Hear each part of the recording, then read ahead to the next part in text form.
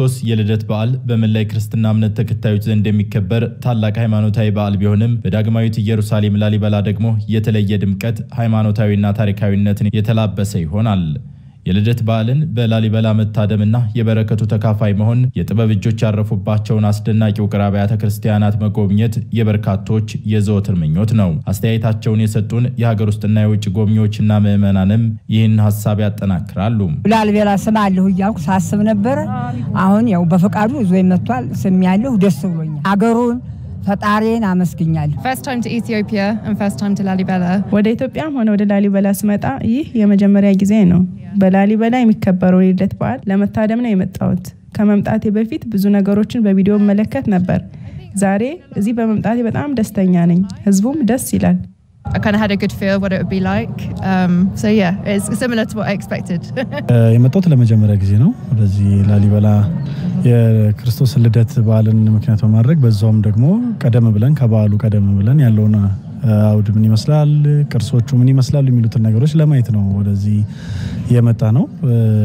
ጥሩ ነገርን ደስ የሚል ነገርን አግኝተናል። ከጠበቅነውም ካሰብነውም በላይ ነገሮችን አግኝተናል። It's the first time, I've always wanted to come here to see the Christmas celebrations, to see Christianity in its. ወደዚህ ስመጣ የመጀመሪያዬ ነው። የመምጣት ህልሙ ስለነበረኝ ተሳክቶልኛል። የፎቶግራፍ ባለሙያ እንደመሆኔ ብዙ አስገራሚ ነገሮችን አይቻለሁ። ከቦታው ታሪካዊነትና አስደናቂ ገጽታ በተጨማሪ የህዝቡ እንግዳ አክባሪነት በጣም ደስ ይላል። ጥሩ እንክብካቤ እየተደረገልን ነው። The religion up close and how strong the Christianity is here. Yeah, it's quite breathtaking at times. Yeah. ባለፉት 2 ዓመታት የነበሩ ችግሮች ተቀርፈው ዘንድሮ ለዚህ በዓል ለመታደም በመብቃታቸው መደሰታቸውንና ሌሎችም ወደ ቦታው መጥተው ተካፋይ እንዲሆኑ አስተያየት ሰጪዎቹ ጥሪ አቅርበዋል። እግዚአብሔር ከዛ ሁሉ መከራ ሳልፎን ለዚህ ክብረ በዓል ለዚህ ጊዜ መብቃቱ መታደል ነው። ምክንያቱም ብዙ በዚህ መሃል ብዙ ያጣናቸው ወንድሞች እህቶች አሉና ግን ያ ሁሉ አልፎ ዛሬ በዓሉን ለማክበር መታደላችን ለሁላችንም እድለኛነትን ያስብለናልና ለኔ በጣም ዛሬ እንደመወለድ ያክል ነውና እንደ አዲስ መወለድ ነው ለኔ እና ላሊበላ መግለጽ ግን ይከብዳል። ዛሬ ደግሞ ለየት ያደረገው እንዳልኩ ቤተሰቤን ይዤ የመጣሁት ለክብረ በዓል ለመጀመሪያ ጊዜ ነው።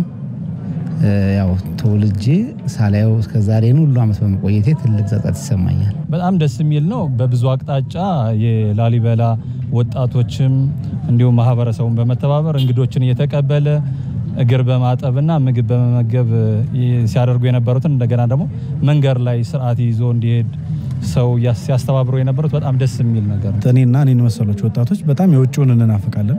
የታይላንድን፣ የባንኮክን፣ የዱባይን የተለያዩ ጉዳዮች ወይም ደግሞ አሁን ሰዎች በቅርብ ዘመን ቴክኖሎጂ የሰራቸውን ነገሮች ለማየት እንጓጓለን። ስልጣኔ ያልነበረበትም ተብሎ የሚታሰብበት ያኛውን የኋለኛው ዘመን ላይ ግን እንዲህ አይነት ቅርሶችን እንዲህ አይነት ታሪኮችን ኢትዮጵያ ብዙ የሚሸጥ ነገር ይያላት ብዙ የምትሸጠውን ነገር ግን ደብቃ አፍና ያዘች ሀገር መሆኗን የብዙ ሺህ ታሪክ ባለቤትም መሆኗን ብዙዎች ቢረዱት የተሻለ ነው ብዬ አስባለሁ።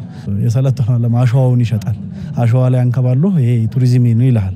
እንኳን እንደዚህ በሰው እጅ የተቀረጸ በመሬት ውስጥ ያለ ፍልፍል ድንጋይ ይቀርና እንኳን እንደዚህ ብዙ አይነት ቋንቋ የሚነገርበት ማህበረሰብ ግን አንድ ልብ ሆኖ የሚኖር ያን ነውና የመጎብኘት ባህላችን ደካማ ነው ግን መሻሻል አለበት። አሁን ግን የተሻለ ነው፣ በአንጻሩ የተሻለ ነው። የዘንድሮውን የልደት በዓል ለማክበር በየቀኑ በርካታ ሀገር ውስጥና የውጭ ጎብኚዎችና የክርስትና እምነት ተከታዮች ወደ ላሊበላ ከተማ እየገቡ ነው።